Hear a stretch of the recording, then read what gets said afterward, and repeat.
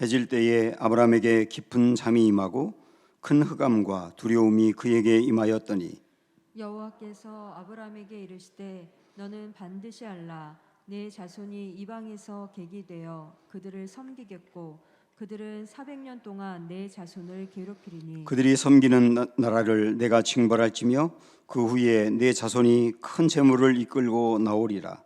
너는 장수하다가 평안히 조상에게로 돌아가 장사될 것이요 내 자손은 4대 만에 이 땅으로 돌아오리니 이는 아모리 족속의 죄악이 아직 가득 차지 아니함이니라 하시더니 해가 져서 어두울 때에 연기 나는 화로가 보이며 타는 횃불이 쪼갠 고기 사이로 지나더라. 그날에 여호와께서 아브라함과 더불어 언약을 세워 이르시되 내가 이 땅을 애굽 강에서부터 그 큰 강 유브라데까지 네 자손에게 주노니 곧 겐 족속과 그니스 족속과 간몬 족속과 헷 족속과 브리스 족속과 르바 족속과 아모리 족속과 가나안 족속과 기르가스 족속과 여부스 족속의 땅이니라 하셨더라.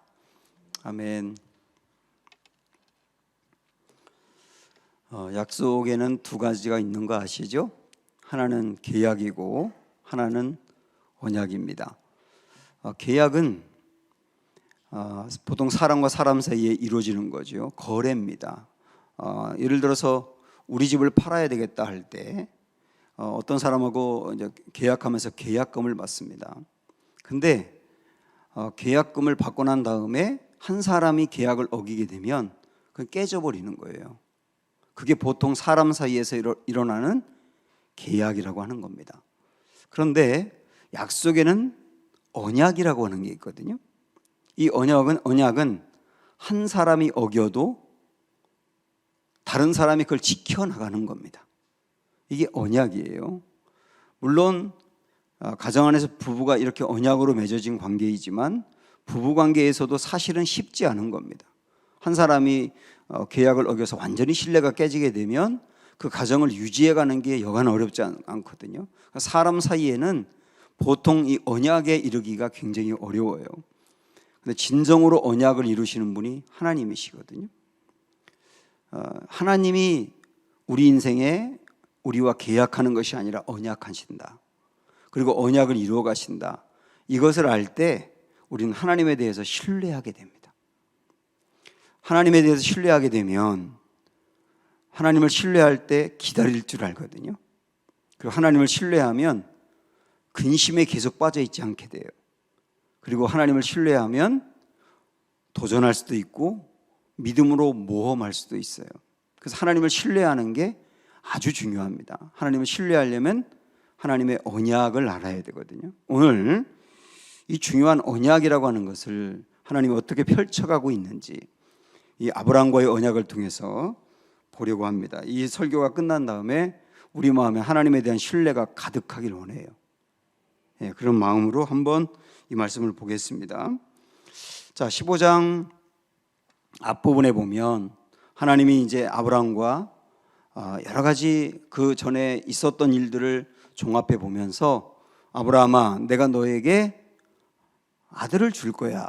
너 그거 믿니? 그럴 때 아브라함이 저 믿어요 하니까 의로 여기셨다 하는 말씀을 보았지 않습니까?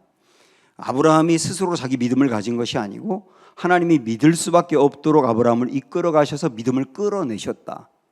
그래서 우리도 예수님을 믿고 구원받는 백성이 된 것이다. 이렇게 연결했던 거 기억나실 겁니다. 자, 그 일이 있고 난 다음에 하나님이 아브라함에게 아들뿐만 아니라 땅을 주겠다고 말씀하세요. 7절부터 볼까요? 또 그에게 이르시되 나는 이 땅을 내게 주어 소유를 삼게 하려고 너를 갈대아인의 우르에서 이끌어낸 여호와니라. 이 땅을 주겠다고 말씀하죠. 땅을 주겠다고 하는 것은 그냥 아브라함의 땅이 넓어진다는 개념이 아니고 이 땅은 아브라함을 통하여 이스라엘이라고 하는 나라를 세우려고 하는 하나님이 결국 나라를 세우게 될 것이다. 이 땅에 그런 의미입니다. 이 땅이 뭐 몇 평이 있느냐 그런 개념이 아니라 나라 세우겠다는 거예요. 이게 어마어마한 약속을 하시는 거죠. 자, 그러니까 그 약속이 굉장히 큰 거니까 8절 보면 그가 이르되 주 여호와여 내가 이 땅을 소유로 받을 것을 무엇으로 알릴까? 하나님 아버지 여기에 땅을 주신다고요? 나라를 주신다고요? 그게 너무 엄청난 일인데 저 금방 마음으로 받아들이기 어려운데 하나님이 땅을 주시겠다고 하는 증표가 뭡니까? 라고 물어본 겁니다. 증표가 뭡니까? 그래서 그 다음에 하나님이 이런 방법으로 증표를 하시는데 이 고대에 있었던 언약식의 방법으로 하나님이 아브라함과 언약을 하는 겁니다. 고대에는 굉장히 중요한 언약을 할 때, 예를 들어서 두 나라 간에 서로 불가침 조약 같은 걸 할 때, 우리 당신 나라 절대 공격하지 않겠다, 당신도 우리나라 공격하지 않는 것으로 우리 약조하자, 그럴 때 이런 식으로 했습니다. 짐승을 잡아가지고 그 반을 딱 쪼개요, 짐승을. 그 다음에 반을 쪼갠 다음에 쪼갠 고기를 한쪽에는 이쪽 여기다 놓고 또 한쪽은 여기다 놓고 중간에 통로를 만드는 겁니다. 그런 방법으로 언약을 하는데요, 이거는 뭐 상호 불가침 같은 조약을 할 때도 그렇고, 힘 있는 어떤 나라가 다른 나라를 정복하고 난 다음에 우리가 당신들을 완전히 멸망시키진 않겠다, 다만 우리에게 따박따박 한 달에 얼마씩 조공을 바쳐라, 세금을 바쳐라, 정확히 이만큼을 바쳐라, 그렇게 하면서 언약을 맺어요. 이게 굉장히 중요한 언약을 할 때 그렇게 했던 겁니다. 이 하나님이 아브라함에게 지금 이 언약을 하고 있는 겁니다. 그러면서 조금 이따 이 언약이 어떻게 이제 이루어지는지를 우리가 보겠는데요. 자, 이런 방법으로 고대에 있었던 중요한 언약의 그 일종의 퍼포먼스를 한 거죠. 그러면서 하나님이 이제 아브라함에게 하는 언약의 내용을 한번 보십시오. 이런 의식을 가진 다음에 언약의 내용을 얘기하는데요, 지금부터 읽는 거 여러분이 한번 기억을 해보세요. 13절 14절. 자, 여호와께서 아브라함에게 이르시되 너는 반드시 알라, 내 자손이 이방에서 객이 되어 그들을 섬기겠고, 이게 첫 번째입니다. 너에게서 나오는 자손들이 이방의 객이 된다, 이게 나그네가 된다는 거죠. 그리고 그 나라에서 사람들을 섬기겠다는 말은 무슨 의미냐면 노예로 살 것이라는 얘기입니다. 그 다음에 두 번째, 그들은 400년 동안 내 자손을 괴롭히리니, 그러니까 노예로 400년 동안 살게 될 것이다 라고 하는 것을 말씀하시는 겁니다. 그 다음에 14절의 세 번째인데, 그들이 섬기는 나라를 내가 징벌할지며 그 후에 내 자손이 큰 재물을 이끌고 나올 거다. 400년 만에 돌아오는데 그냥 돌아오지 않고 큰 재물을 가지고 돌아올 거다. 이 언약을 하나님이 아브라함에게 첫 번째로 하시는 겁니다. 이걸 여러분 기억하라고 하는 이야기는 이게 그대로 이루어졌는가 우리 좀 이따 확인을 해야 되니까요. 자, 그 다음에 또 하나의 언약을 보면 18절로 가보세요. 18절 21절까지. 그날에 여호와께서 아브라함과 더불어 언약을 세워 이르시되 내가 이 땅을 애굽 강가에서부터 그 큰 강 유브라데까지 네 자손에게 주노니, 이 말은 지금 아브라함에게 내 후손이 땅을 차지하고 나라를 세울 건데 그 나라의 경계가 어디서부터 어디까지냐? 남쪽은 애굽 위에서부터 북쪽으로는 유브라데 강까지 이 거대한 땅을 차지할 것이라고 아브라함에게 언약하는 거예요. 그러면서 그 땅을 차지할 때 그 땅에 사는 사람들이 누구냐? 이런 사람들이 살 거라고 말합니다. 19절부터 보면 겐 족속, 그니스 족속, 감못, 헷, 브리스, 르바, 아모리, 가나안 족속, 기르가스 족속, 여부스 족속이 살게 될 거다. 그런데 그들이 살고 있는 이 땅을 너희에게 줄 거다. 이렇게 약속을 하는 거죠. 크게 봐서 이 두 가지 약속을 하는 겁니다. 이방의 객이 되어 400년 동안 노예로 살지만 반드시 거기서 떠나게 될 텐데 그냥 떠나지 않고 큰 재물을 감고 떠날 거다라고 하는 언약 하나. 두 번째는 그리고 난 뒤에 땅을 차지하게 될 텐데 그 땅의 경계가 여기부터 여기까지야. 그리고 그때 이런 사람들이 여기 살고 있을 거야. 이렇게 두 가지 언약을 하는 겁니다. 이걸 기억해 보세요. 그리고 나서 하나님은 첫 번째 언약과 두 번째 언약 사이에 굉장히 중요한 것을 하세요. 첫 번째와 두 번째는 말씀으로 하신 거고요. 그 사이에서 하는 건 행동으로 하시는데 어떤 행동을 하시느냐면, 자, 우리 아까 제가 말씀드렸죠. 고대의 언약, 중요한 언약을 할 때 어떻게 한다 그랬어요? 짐승을 반으로 쪼개어 양쪽으로 펼쳐놓고 중간에 길을 만든다 그랬죠. 그리고 나서 하나님이 어떻게 하는가 17절을 보세요. 자, 시작. 해가 져서 어두울 때에 연기 나는 화로가 보이며 타는 횃불이 쪼갠 고기 사이로 지나더라 그랬어요. 여기서 말하는 횃불은 하나님의 임재를 상징하는 겁니다. 그래서 여러분이 이 말씀 이해할 때는 횃불을 하나님으로 생각하고 읽으면 그냥 됩니다. 그러니까 하나님이 이 쪼갠 횃불 사이로 지나가셨다. 고기 사이로, 횃불이 아니라 고기 사이로 횃불이 지나갔다. 하나님이 지나갔다. 이런 의미입니다. 자, 고대에 이런 언약을 할 때는 예를 들어서 A라고 하는 나라하고 B라는 나라가 상호 불가침 조약을 맺을 때 짐승을 쪼개놓은 다음에 그 사이를 두 왕이 걸어갔거든요. 두 왕이 거기를 걸어가요. 그러면서 걸어가면서 이거 어떤 의미가 있냐면 만약에 이 언약을 어기면 이 짐승처럼 반으로 쪼개질 줄 알라는 거예요. 그래서 이 언약을 생명을 거는 언약이라고 그랬습니다. 목숨을 거는 언약이라고요. 이 지키지 않으면 목숨을 걸겠다는 거예요. 목숨을 걸고 지키겠다고 언약을 하는 거죠. 지금 이 언약이 이루어지고 있는데 이 말씀 17절을 잘 보면 여러분 이렇습니다. 원래 언약이라고 하는 것은 쌍방간에 이루어지는 거잖아요. 두 사람이 같이 이루는 게 언약이잖아요. 그런데 17절을 읽어보면 여기 아브라함이 없어요. 아브라함과 하나님 사이에 이 중요한 언약을 맺고 있는데 여기 아브라함은 없고 횃불만 지나가거든요. 다시 말하면 하나님만 지나갔다 그 말이에요.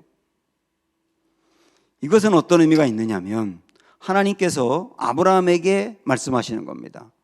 나 혼자라도 이 언약을 이룰 거야. 나 혼자라도 이 언약을 이룰 거야. 그 말은 또 다르게 말하면 아브라함 내가 안 지켜도 나는 지켜요. 어느 정도 내가 언약을 하느냐?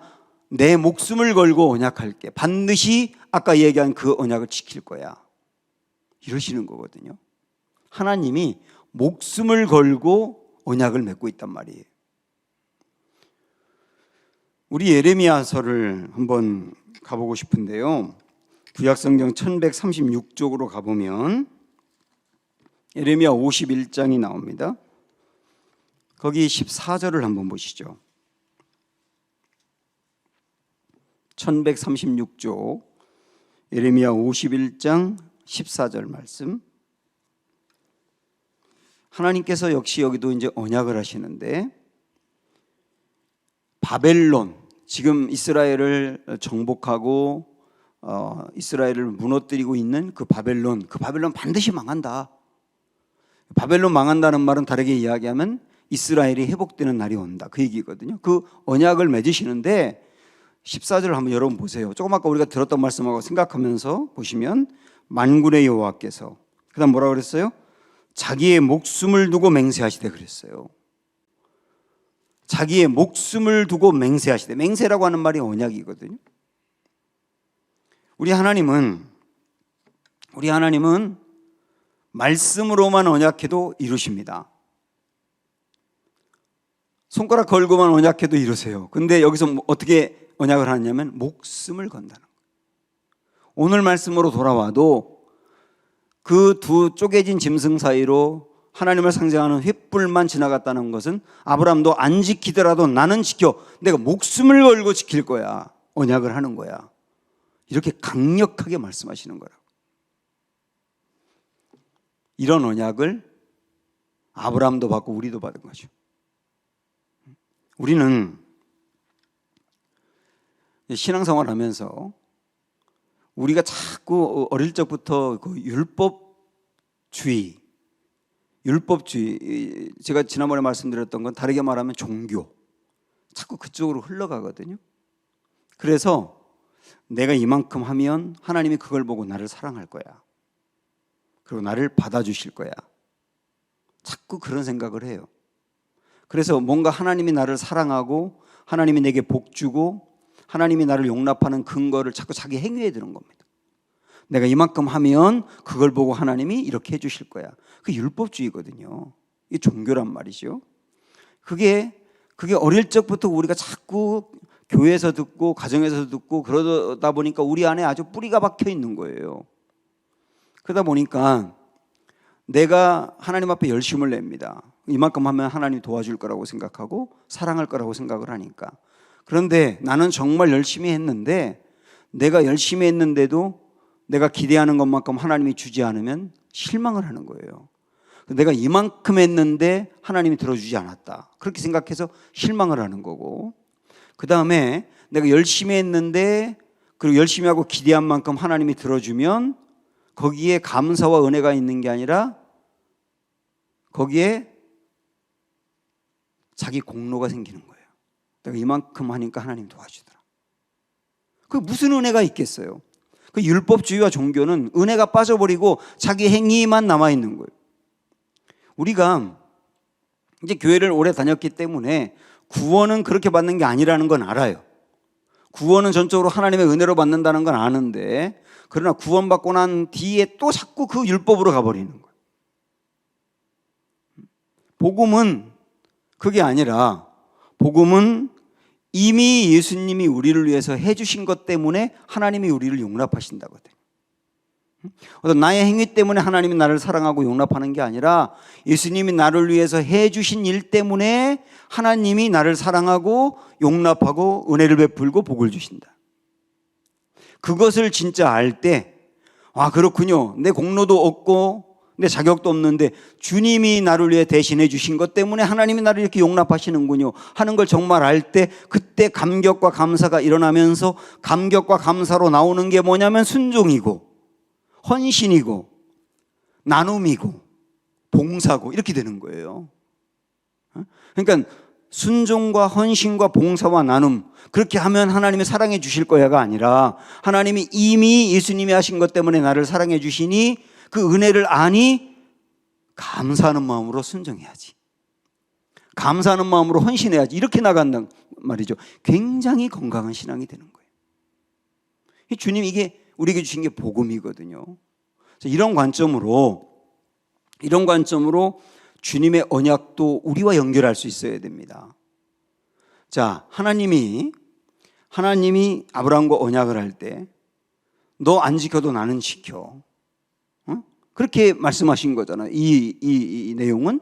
그리고 하나님이 이제 좀 이따 보겠습니다만 언약을 정말 지키는데, 우리와 하나님 사이에도 언약이 있어요. 그 언약은 뭐냐면 구원에 대한 언약, 영생에 대한 언약, 하나님 나라에 대한 언약, 이런 게 우리에게 주어졌단 말이죠. 우리는 그러나 그런 언약을 받은 사람이지만 우리는 하나님을 배신하고 그리고 죄 가운데 빠지면 하나님 자리에 내가 서려고 하며 그 많은 죄들을 졌지 않습니까? 그래서 내가 하나님과의 그 언약을 어겼기 때문에 이 언약은 깨지는 거예요. 원래 내가 어겼기 때문에 깨지는 거라고요. 그래서 뭐 구원이고 영생이고 뭐고 아무것도 없어야 맞는 건데, 그러나 예수님이 내가 언약을 지키지 않고 어긴 그 죄, 그리고 그것 때문에 받아야 될 형벌, 이런 것들을 다 고스란히 예수님이 껴안고 버림을 받으셨잖아요. 내가 언약을 어겨서 받아야 될 것들을 주님이 껴안고 십자가에 돌아가신 거잖아요. 버림을 받은 거잖아요. 그래서 우리에게 이루어진 일이 뭡니까?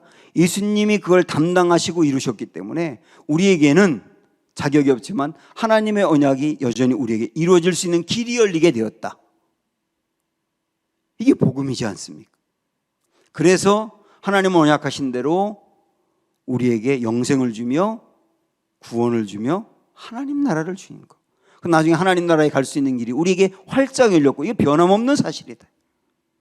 제가 늘 말씀드리지만 우리가 어떤 자격이 있어서 그 자격이 하나님 앞에 이루어지고 조건이 충족되어서 그래서 하나님 나라에 갈 수 있는 길이 열렸다면, 우리가 그 자격과 조건을 잃어버리게 되면 하나님 나라를 또 잃어버리게 되는 거잖아요. 근거가 나의 자격과 조건이라면 자격과 조건을 잃었을 때는 구원도 같이 잃어버리며 하나님 나라도 잃어버리는 것인데, 하나님 우리에게 하나님 나라를 갈 수 있는 길을 열어주신 것은 애초부터 우리의 자격과 조건을 본 게 아니라 예수님이 해주신 일을 보고 열어주었단 말입니다. 그래서 우리가 어떠하든지 변함이 없다는 사실이에요. 이게 주님의 굉장히 강력한 언약인 것이죠. 구약의 백성들보다 더 강력한 언약, 예수 그리스도가 우리를 대신해 주신 일로 인하여 우리에게 이루어지는 것들이니까 훨씬 더 강력한 언약이죠. 그래서 우리에게도 하나님의 언약은 이루어진다는데, 자, 이걸 생각을 하시면서 그러면 하나님은 정말 약속하신 것을 혼자서라도 이루시는가 할 때 오늘 말씀으로 이제 가서 확인을 해볼게요. 오늘 말씀이 아니라 출애굽기 말씀으로 확인을 해봅니다. 자, 출애굽기 12장으로 한번 가보시죠.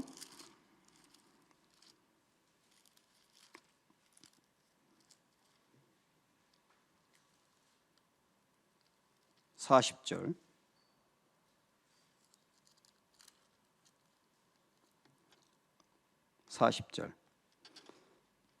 아까 이방의 객이 될 거다. 그리고 400년 동안 섬기리라 이런 말씀하셨지 않습니까? 40절 보면 이스라엘 자손이 애굽에 거주한 지 430년이라. 430년이 끝나는 그날에 여호와의 군대가 다 애굽 땅에서 나왔은즉 이렇게 나오잖아요. 그러니까 애굽의 포로로 애굽에 가서 노예가 되고 정확히 말하면 430년 만에 하나님이 이스라엘 백성들을 거기서 건져내셨다. 그래서 하나님이 아브라함에게 했던 이 언약을 500년 만에 이루신 거예요. 500년 만에. 자, 그리고 조금 더 앞으로 가서 아까 우리가 그 말씀 봤죠? 애굽에서 나올 때 그냥 나오지 않고 어떻게 나온다 그랬어요? 큰 재물을 갖고 나오리라. 그렇게 하나님 말씀하셨는데 12장 출애굽기 12장 35절 36절 봅니다. 이스라엘 자손이 모세의 말대로 하여 애굽 사람에게 은금 패물과 의복을 구하매 여호와께서 애굽 사람들에게 이스라엘 백성에게 은혜를 입히게 하사 그들이 구하는 대로 주게 하심으로 그들이 애굽 사람의 물품을 취하였더라. 이러고 나왔단 말이에요. 큰 재물을 갖고 나오리라고 했던 주님의 말씀이 여기서 이렇게 500년 만에 정확하게 이루어진 것을 확인할 수 있다고. 여러분, 이런 게 굉장히 중요한 겁니다. 왜냐하면 하나님은 말씀하신 언약을 반드시 이루신다 하거든요. 자, 그러면 여기 이제 우리가 확인을 했고, 이번에는 아까 또 언약했던 거 기억나세요? 땅이 어디서부터 어디까지라 그랬어요? 남쪽의 애굽부터 위에 유브라데까지라 그랬는데 그 땅을 차지하게 되었는가? 이것도 확인을 해봐야 되지 않습니까?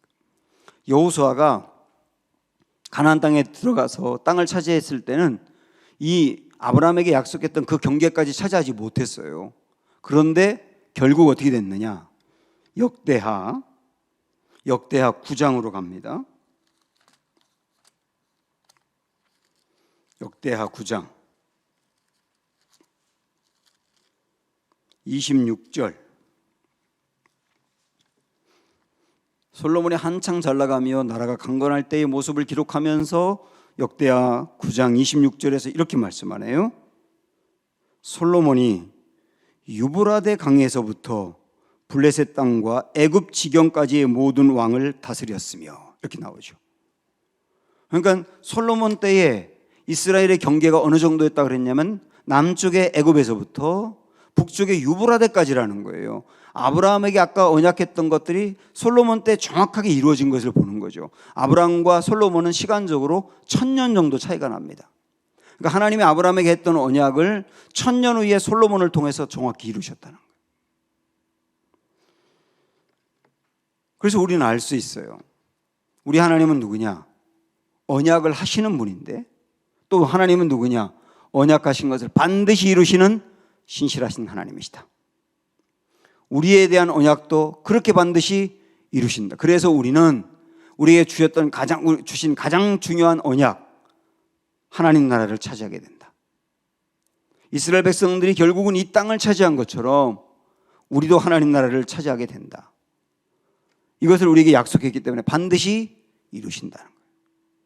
우리 아까 봤던 오늘 본문의 말씀에서 그 땅을 차지하게 되리라 하면서 그렇게 말씀했었죠. 18절에 오늘 본문의 말씀, 애굽 강에서부터 그 큰 강 유브라데까지, 그다음 맨 끝에 이렇게 말씀해요. 내 자손에게 주노라. 그래서 주노라. 이 주노라라고 하는 말의 시제가 현재 완료예요. 이미 주었다, 이미 주었다. 이 땅을 이미 주었다. 그리고 이미 주었다고 말씀하고 1000년 후에 이게 진짜 이루어지게 된 거예요. 우리 예수님께서도 진실로 진실로 내게 이르노니 내 말을 듣고 또 나 보내신 이를 믿는 자는 영생을 얻었고 현재 영생을 얻었고 미래의 심판에 이르지 아니하나니 과거에 사망에서 생명으로 이미 옮겼느니라. 이미 사망에서 생명으로 옮겼느니라. 우리가 예수님을 마음으로 믿고 받아들일 그때에 이미 사망에서 생명으로 옮겼느니라. 이건 변함없는 사실이라, 틀림없는 사실이라는 거예요.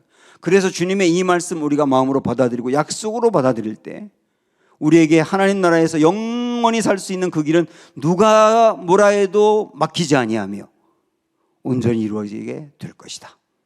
이렇게 약속을 붙드는 거예요. 이게 신앙인이고 이 약속들을 통하여 이루어진 걸 통하여 우리는 하나님을 온전히 신뢰할 수 있게 되고, 그렇다면 단지 우리가 나중에 하나님 나라 간다만이 아니라 이 땅에서 온전히 주님을 신뢰할 수 있다. 지금 여러분 힘들어도 주님을 신뢰할 수 있고 약속이 더디어도 신뢰할 수 있고 앞에 나를 가로막고 있는 장애물이 경고해도 우리는 신뢰할 수 있다.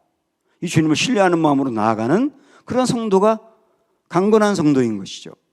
그걸 우리에게 약속하는 말씀이에요. 그러면서 한 가지 조금 다른 내용이긴 하지만 이런 것도 한번 오늘 말씀을 통해 생각을 해보는데요. 이스라엘 백성들이 사는 그 땅, 살게 될 땅, 4대 만에 430년 후에 이루어질 일인데 그때 하나님이 주신다라고 이제 말씀하셨어요. 그 나중에 이 땅을 차지한다고 말씀하신 것이죠, 아브라함에게. 그런데 그건 그렇다지만 아들을 주겠다라고 했던 약속이 있잖아요. 아들을 주겠다라고 하는 약속은 금방 이루어지면 좋잖아요. 그 땅에 대한 약속은 뭐 나중에 민족이 생겨야 그만큼 또 땅을 차지할 수 있으니까 그건 나중에 할 일이라고 볼 수 있지만 아들을 주겠다라고 하는 약속은 금방 이루어질 수 있는데 왜 그건 하나님이 이루어주지 않는 것이냐라고 하는 고민과 질문이 아브라함에게 있을 수 있고 우리에게도 있을 수 있죠.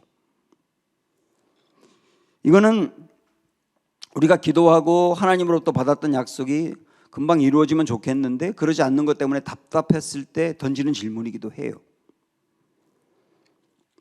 이 질문에 대해서 한번 이런 생각을 해보시죠. 여러분도 여기 대부분 부모이신데 부모는 자녀에게 좋은 것 주고 싶어 합니다. 그러니까 부모지요. 그러나 좋은 것 주고 싶어 하고 또 좋은 것을 줄 수 있을 때 주더라도 나이에 맞게 주는 거예요. 우리 자녀의 나이에 맞게 준다고요. 그리고 내 자녀가 나이가 좀 먹었어도 그걸 감당할 수 없을 때는 안 주는 거예요. 그 주었다면 큰일 나거든요. 복이 아니고 저주가 될 수 있으니까요.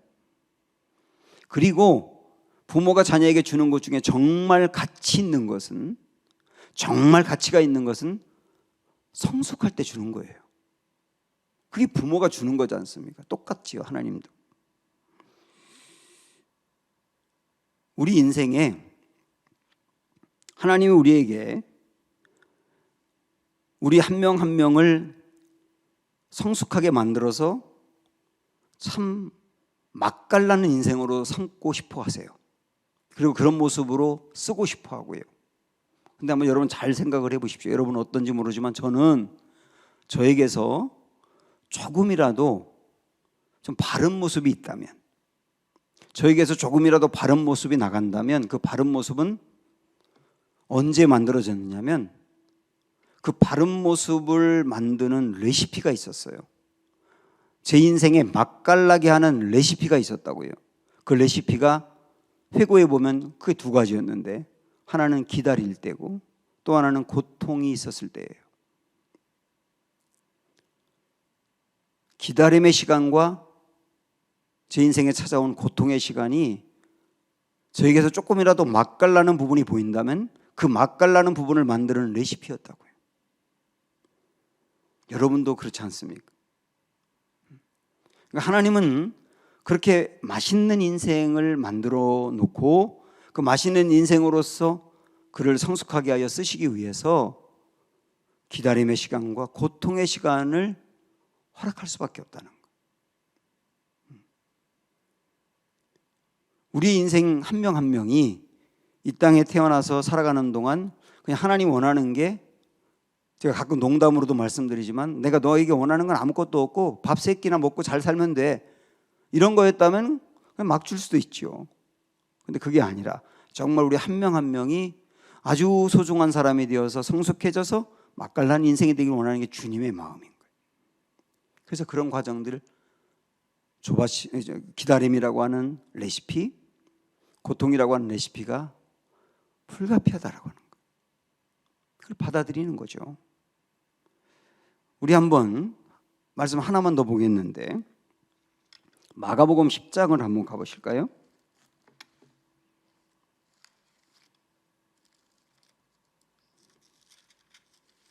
마가복음 10장 29절 30절.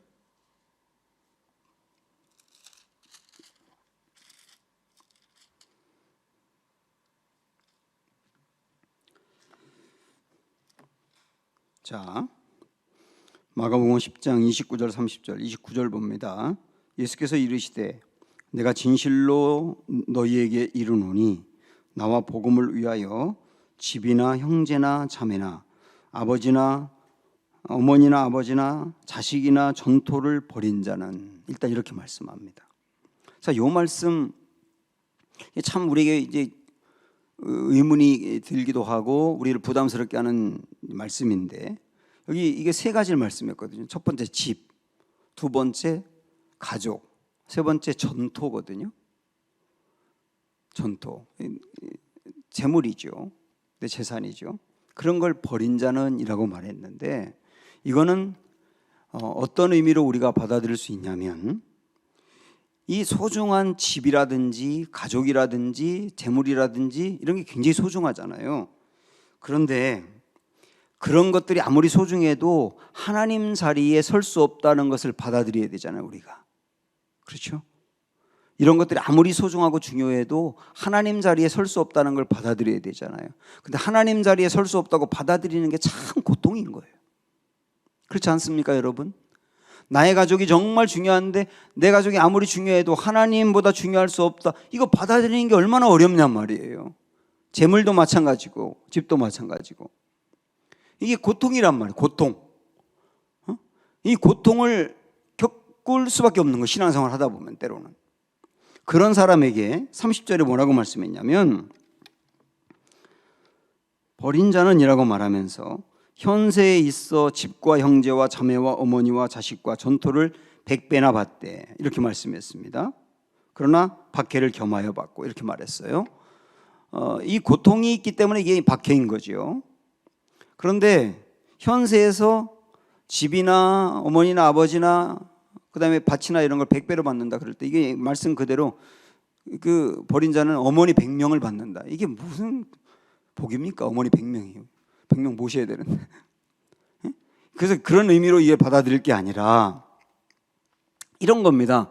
이렇게 나에게 소중한 것들이 아무리 소중해도 하나님 자리에 있을 수 없다는 걸 마음으로 받아들이는 고통이 있어요. 그래도 받아들이면서 나아가는 그 사람에게 현세에 이 땅에 사는 동안 예기치 않았던 하나님의 은혜들이 부어진다는 거죠. 그 사람에게. 그렇죠? 그 사람에게 하나님의 예기치 않은 그 은혜, 뭐라고 말할 수는 없어요. 각자에게 다를 수 있기 때문에. 그러나 그런 은혜들이 현세에서 우리에게 부어진다. 그러나 그 선물과 기쁨만이 있는 게 아니라 그걸 받아들이며 나아가는 과정에 고통이 있다. 이게 박해라고 말할 수 있는 거죠. 그리고 이렇게 나아간 사람에게 끝내 어떻게 되느냐, 30절 뒷부분에 보면 내세에 영생을 받지 못할 자가 없느니라. 이런 사람에겐 이 땅에서뿐만 아니라 영원한 하나님의 나라가 그들을 기다리고 있다. 그런 사람을 만들어가는 과정에서 이런 고통들이 신앙생활하면서 있을 수 있는 거다. 이 고통을 받아들이면서도 그러나 주님 자리에 그런 것들을 세우지 아니하며 따라가려고 하는 그 과정에서 얼마나 많이 다듬어지고 성숙해지겠어요.